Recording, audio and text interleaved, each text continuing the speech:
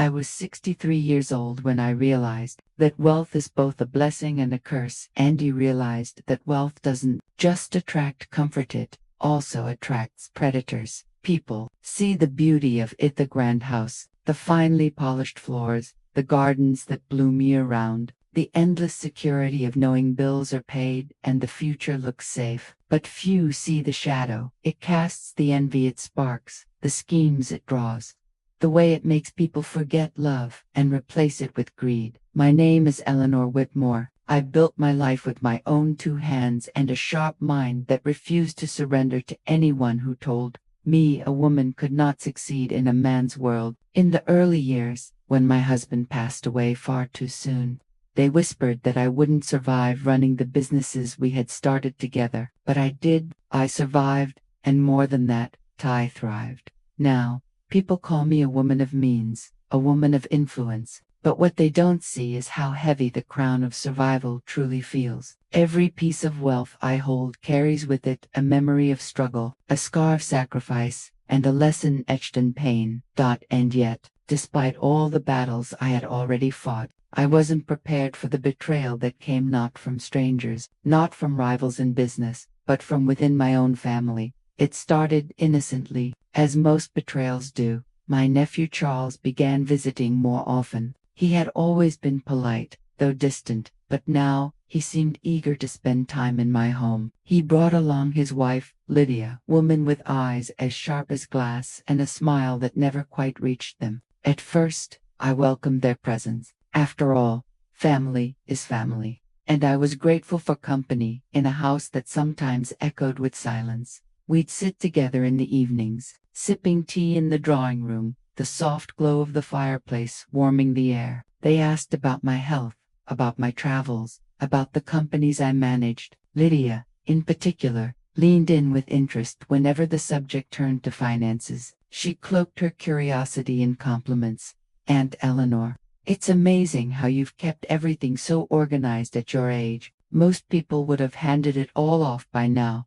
I would smile, but inside, I felt the sting of her words. At my age, did she think me incapable of handling what I had built with my own hands? Still, I brushed it aside. Perhaps it was just her way. Perhaps I was being sensitive.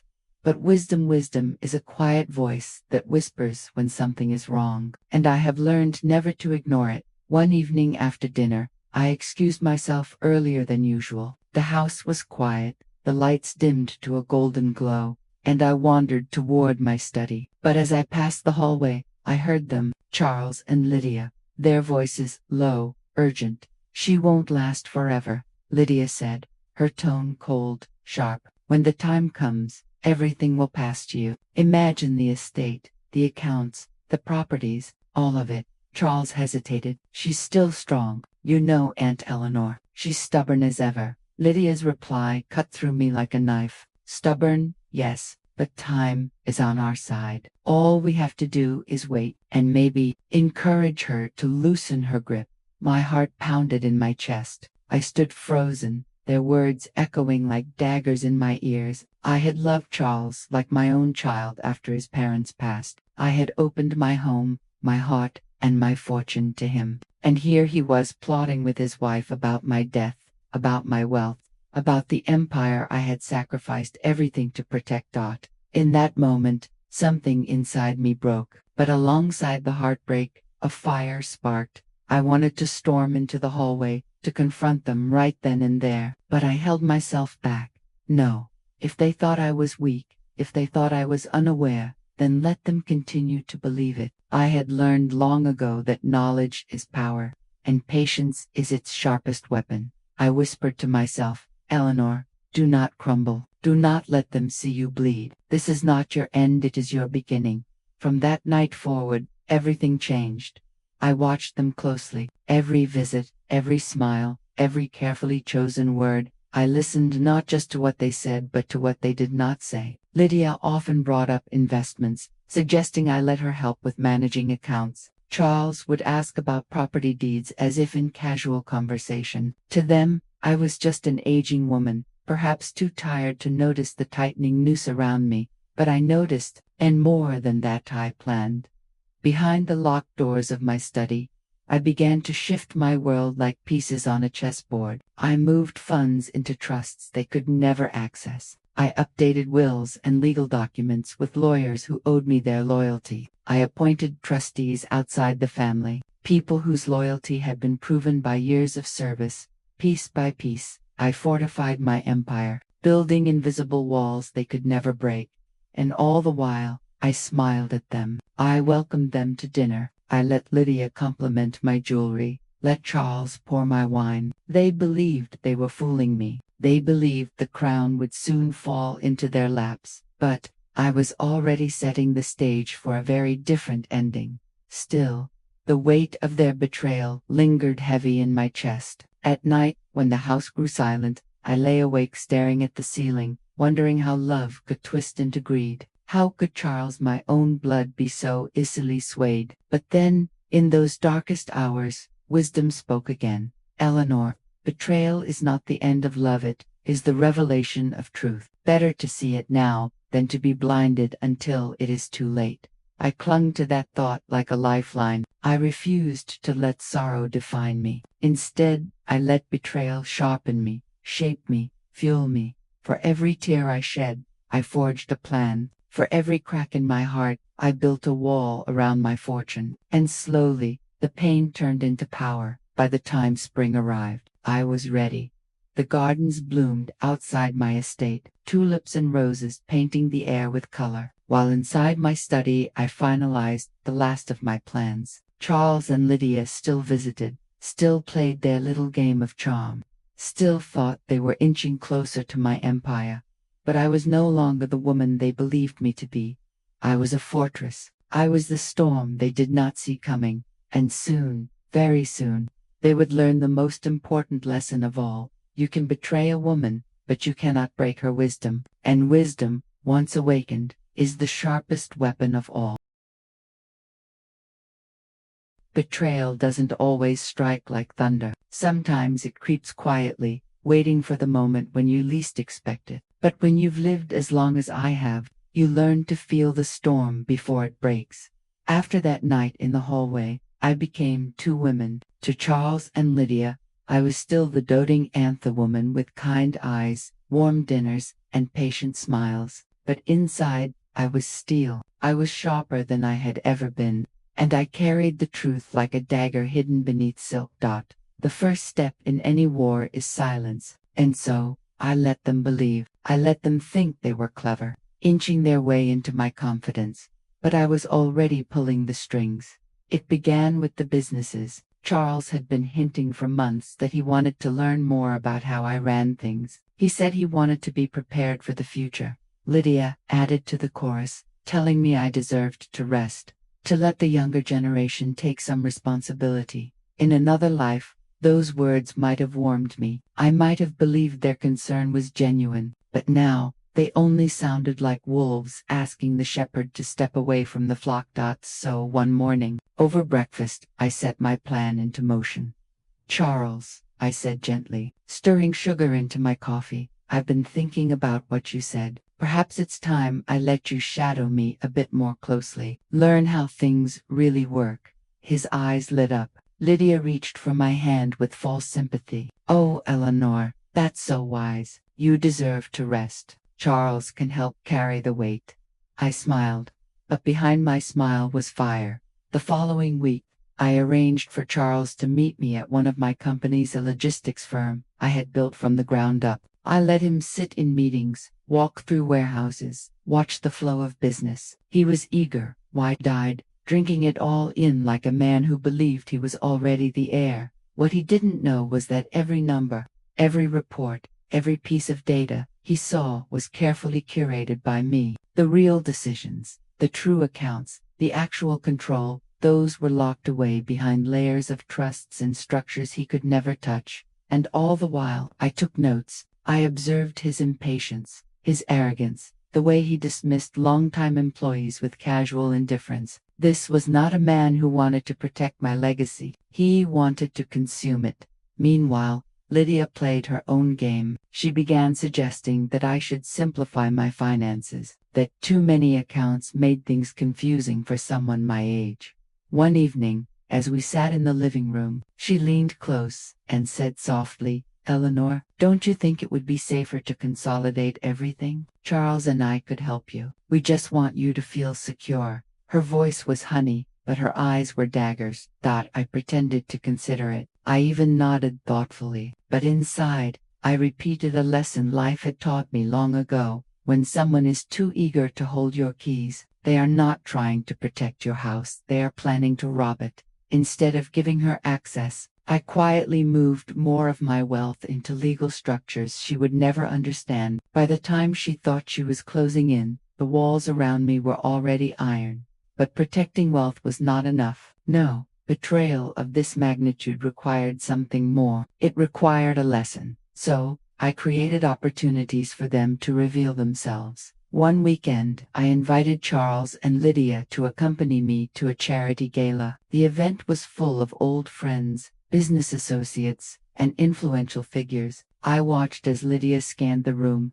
her eyes darting like a hawk searching for prey. She flattered people she thought were wealthy, ignored those she deemed unimportant. Charles, meanwhile, boasted loudly about one day inheriting Aunt Eleanor's empire. I listened, silent but watchful, and I thought, good, let the world see your greed before I expose it myself. The first real twist came sooner than I expected. A longtime employee, my personal assistant of 20 years, approached me with worry in her eyes. "Mrs. Whitmore," she said softly, "I overheard Charles on the phone. He was speaking with someone about transferring funds. He mentioned your name, but the accounts weren't yours." My stomach tightened. So this was their game. They weren't waiting for my passing. They were already trying to siphon money through false accounts, leveraging my reputation to open doors. That it was bold. It was reckless, and it was the mistake I had been waiting for.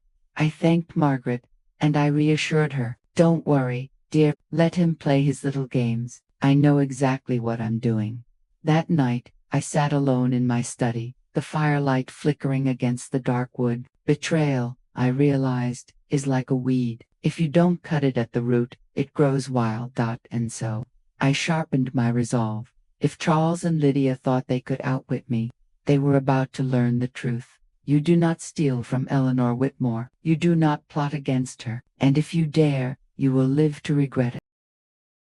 I did not confront Charles immediately. No, that would have been too easy for him. Confrontation gives the guilty a chance to twist their lies, to crawl out from under the truth. Instead, I chose patience. Patience has always been the weapon of the strong. The next morning, I invited Charles for coffee in the garden. The roses were in bloom, their crimson petals catching the sunlight, their thorns hidden beneath beauty. It seemed fitting. "You've been working very hard lately," I told him, my tone gentle. "I'm proud of your dedication." He smiled broadly, pride swelling in his chest. "I just want to make you proud, Aunt Eleanor. Everything I do is for the family." Ah, the irony. I leaned forward, placing my hand over his. "I think it's time we take another step. I want you to sit in on some financial reviews with me. Learn how the bigger picture works." His eyes sparkled with greed. He had no idea he was walking into my snare. That week, I arranged for a special review meeting. The accountant, one of the few people I trusted with my life, came prepared. But instead of showing Charles the real books, we presented him with a carefully designed decoy. The numbers were true enough to look convincing, but they also painted a picture of vulnerability. Accounts that looked easy to access, investments that seemed poorly guarded, funds that appeared scattered. I watched his face closely as he scanned the reports. His eyes flickered with hunger. His lips twitched as though suppressing a smile. And then he slipped just as I knew he would. "Who else has access to these?" he asked casually. Too casually. The accountant glanced at me, then back at him. "Only Mrs. Whitmore. She holds the keys to everything." Charles nodded, but his mind was already racing. I could see it. He thought he had found the crack in the wall. What he didn't know was that the wall he saw was nothing but painted paper. The real fortress stood far behind it, unshakable. Meanwhile, Lydia's game grew bolder. One afternoon, she came to me with a stack of brochures: retirement homes, luxury facilities with smiling staff, and manicured gardens. "Eleanor," she said softly. You've given so much of yourself. Don't you think it's time you lived in comfort? Charles and I could handle everything here. You'd be safe, cared for, adored. I looked at the brochures, then back at her. The audacity almost made me laugh. They weren't just planning to take my money, they were planning to remove me from my own home, as though I were a burden to be tucked away. I placed the brochures gently on the table. That's very thoughtful, dear. Let me think about it. But inside, I made a promise. You will regret ever trying to erase me. The more they schemed, the more carefully I documented everything. I had letters, I had recordings, I had witnesses. I didn't just want to protect myself, I wanted proof. Proof that could one day strip them bare before the world. And fate, as it often does, handed me the perfect opportunity. It came during another gala. A month later, Charles had grown arrogant, careless. He had been drinking too much, boasting too loudly. At one point he clinked his glass and announced to a small circle of guests, "Soon, I'll be running Aunt Eleanor's empire. She won't have to worry about a thing." The guests clapped politely, but their eyes turned to me with curiosity. I only smiled, raising my glass. "Yes," I said smoothly. "Charles has been learning quite a lot lately. It's good to see the next generation taking an interest." But I knew what they heard. They heard his pride, his assumption, his hunger, and that was exactly what I wanted. The night ended with a private confrontation I orchestrated, not with them, no, but with a lawyer, my lawyer. I laid out everything I had gathered, Margaret's testimony, the false accounts, the reckless words. Together, we designed a plan not only to protect my wealth, but to tighten the noose around their ambitions. Trusts were restructured, shares were shifted, and in silence I began transferring certain powers of attorney not to Charles, but to a foundation in my name, a foundation run by people loyal to me. So, when the time came, they would discover that everything they thought they owned had already slipped through their fingers. But here's the thing about revenge. It isn't only about punishment, it's about timing. It's about the slow build of pressure until the guilty suffocate on their own arrogance. And as I sat by the fire that night, watching the flames consume the wood, I whispered to myself, they believe they are hunters, but soon they will learn they are the prey. I did not move against them all at once. That is the mistake of the inexperienced. Rushing, exposing their hand too early. No real power is in the waiting, in letting your enemies reveal themselves fully. The cracks widened with each passing week. Charles grew more confident, more brazen. Lydia grew colder, as though I were already a ghost drifting through my own home. Their whispers in hallways became louder, their glances sharper. And I watched, I listened, I waited. One morning, I caught Margaret weeping in the kitchen. She tried to hide it, wiping her hands on her apron. But I knew better. "Tell me," I urged. "What did they say this time?" Her eyes filled with shame. "Mrs. Whitmore, I shouldn't, but they plan to move you out. Lydia told Charles that once you're in a home, no one will question if the estate changes hands." I took her trembling hands into mine. "Don't you worry, Margaret. Let them dig their own graves. You've given me more than information. You've given me clarity." I kissed her hand, and in that moment, I knew Margaret would remain by my side until the end. Later that week, I invited Charles and Lydia to dinner. The table glittered with silver and crystal, the chandeliers bathing us in golden light. I wore my finest emerald dress, the one Daniel had always said made me look untouchable. The food was exquisite, the wine was rich, the conversation was carefully guided by me. And then I delivered the bait. "I've been considering something," I said, twirling my glass. "I don't want to be burdened with details anymore. Perhaps it's time I pass on some responsibilities. Charles, maybe you could manage a few accounts." His fork clattered against the plate. Lydia's eyes gleamed like polished steel. They tried to mask their excitement. But greed is a flame that cannot be hidden for long. Charles reached for my hand across the table. "Aunt Eleanor, it would be an honor, truly," I smiled, squeezing his fingers gently. "Then it's settled. Tomorrow, I'll have the papers drawn up. But of course, Those papers would lead him exactly where I wanted, straight into the decoy accounts.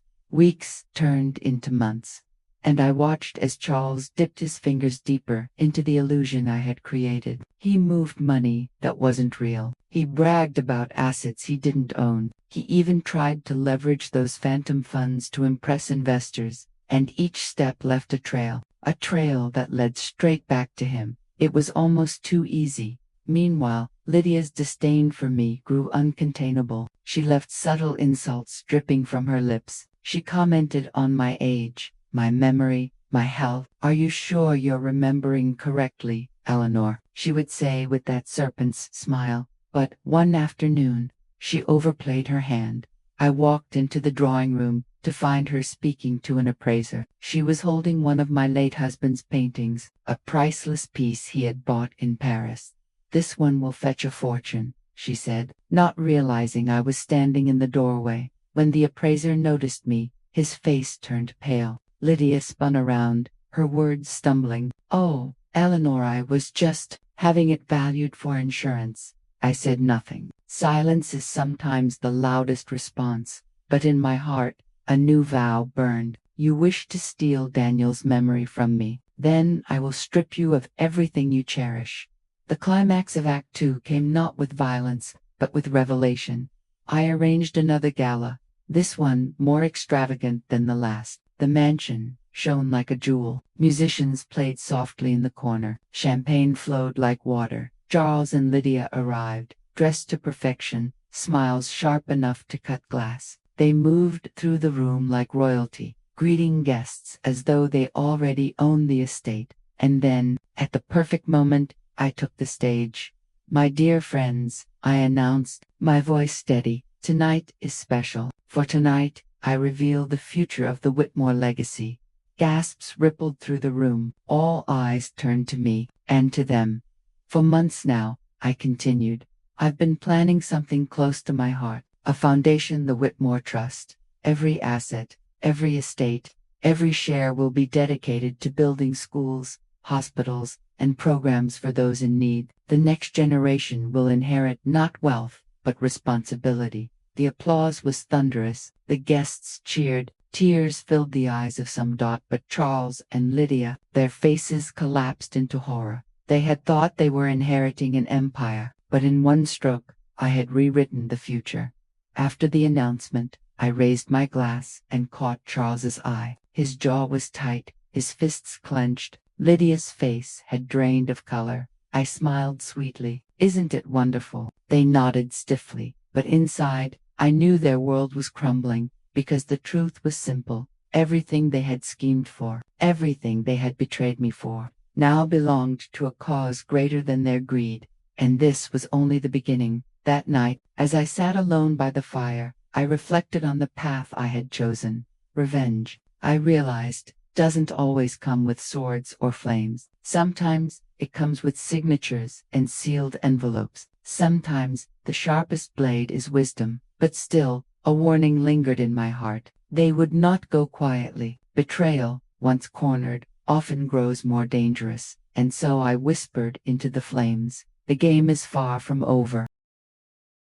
The days following my announcement were deceptively quiet. Too quiet. Charles and Lydia walked the halls of my home with forced smiles, their greetings polished, their words syrupy sweet. But I could feel the heat simmering beneath their civility. You see, silence is not peace, it is the pause before the storm. It began with small acts of defiance. Charles missed meetings, Lydia misplaced important correspondence. Then came the whispers among staff roomers of my mental decline, that I was no longer fit to manage my affairs.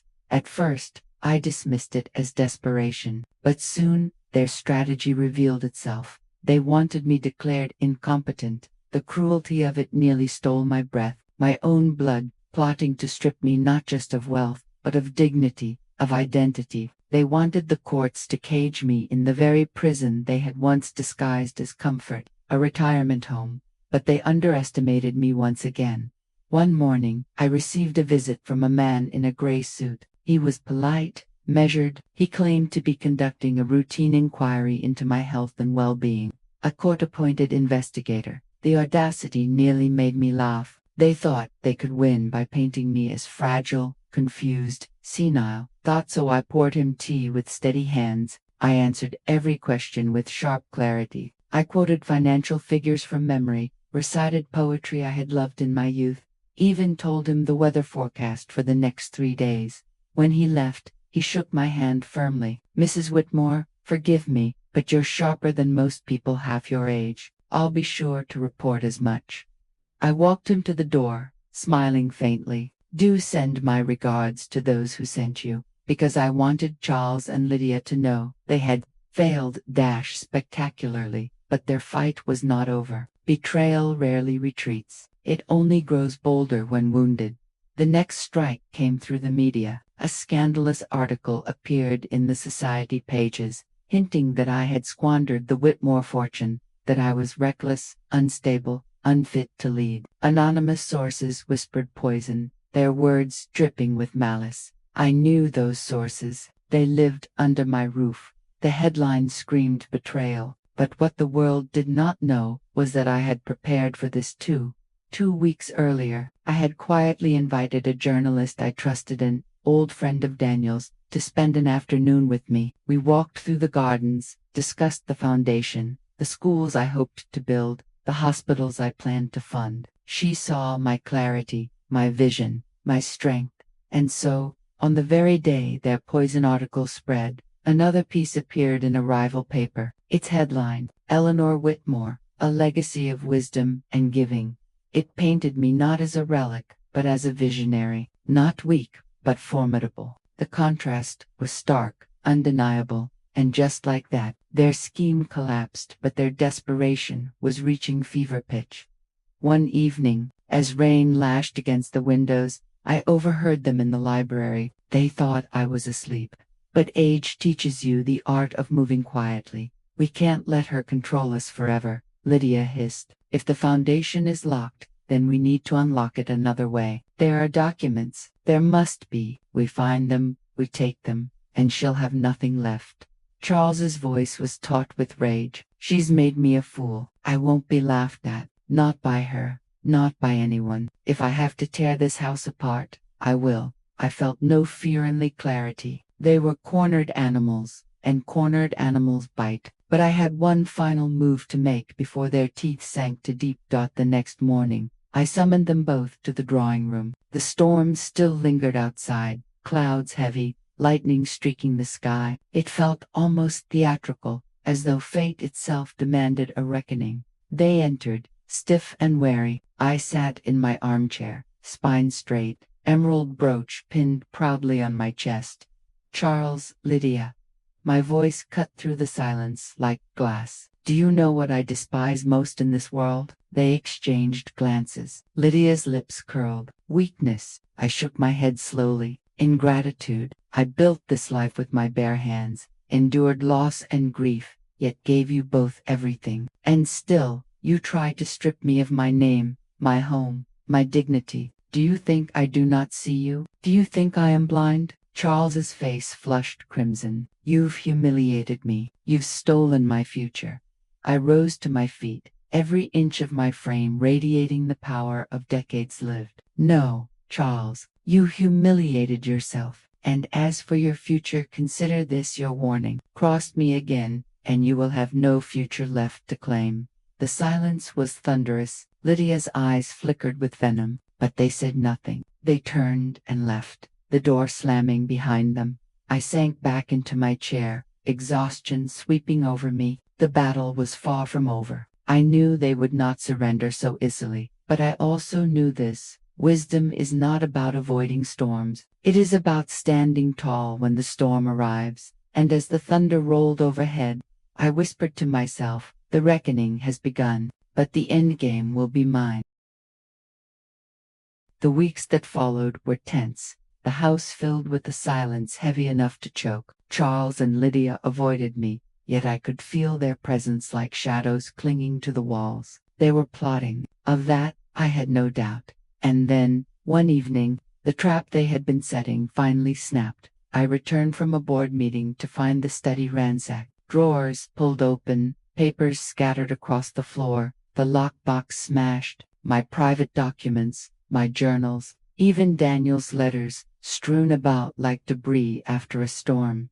At the center stood Charles and Lydia, their faces pale with fury and desperation. "You've made a fool of us for the last time," Charles shouted, his voice breaking. "We deserve what's ours." I felt a strange calm settle over me, as though I had been waiting for this very moment. Slowly, I stepped further into the room. "What's yours?" I asked softly. "You mean the fortune you tried to steal, the dignity you tried to destroy? Tell me, Charles, what exactly do you think you deserve?" Lydia's eyes burned with hatred. "Everything. Without us, you're nothing but a lonely old woman clinging to memories." I almost laughed. "Without me, you are nothing but thieves exposed by your own greed." And then, as if summoned by fate, the door opened. 2 uniformed officers stepped inside, followed by my lawyer. Charles and Lydia froze, their expressions shattering. I turned to them, my voice cold as steel. "Did you truly think I wouldn't prepare for this? Every word, every move, every betrayal. You've been under watch for months. The Foundation owns everything now, and all your theft, every forgery, every false signature, it's all documented. Tonight, you've handed me the final piece." The officers moved forward. Charles tried to protest, shouting, pleading, but his words drowned in the sound of handcuffs clicking shut. Lydia stood stiff as stone, her lips pressed tight, her eyes wide with disbelief. For once, they were silent. As they were led away, I felt no joy, no triumph, only the deep, quiet weight of justice. Betrayal had been answered, not with rage, but with wisdom sharpened by time. That night, I sat by the fire with Margaret at my side. She poured me a cup of tea, her hands steady despite the storm that had passed. "It's over now," she whispered. I nodded, staring into the flames. "No, Margaret, it's only the beginning, because in the days that followed, something remarkable happened. The scandal that was meant to destroy me became the very fuel that raised me higher. The papers celebrated my resolve, my strength, my decision to dedicate the Whitmore fortune to the Foundation. Strangers wrote letters of gratitude, praising my courage, and I discovered that power, when stripped of greed, becomes something purer, something stronger. The schools began construction. The hospitals broke ground. Lives were touched, futures rewritten. My husband's legacy, my legacy, lived on not in the hands of traitors, but in the hearts of those who needed hope. One evening, I walked through the garden alone. The roses were in bloom once more, their thorns hidden beneath crimson beauty. The air was still, soft, with promise. I thought of Charles and Lydia, of their downfall, of their wasted hunger. I felt no hatred, only pity. And I thought of myself, a woman once betrayed, now standing taller than ever.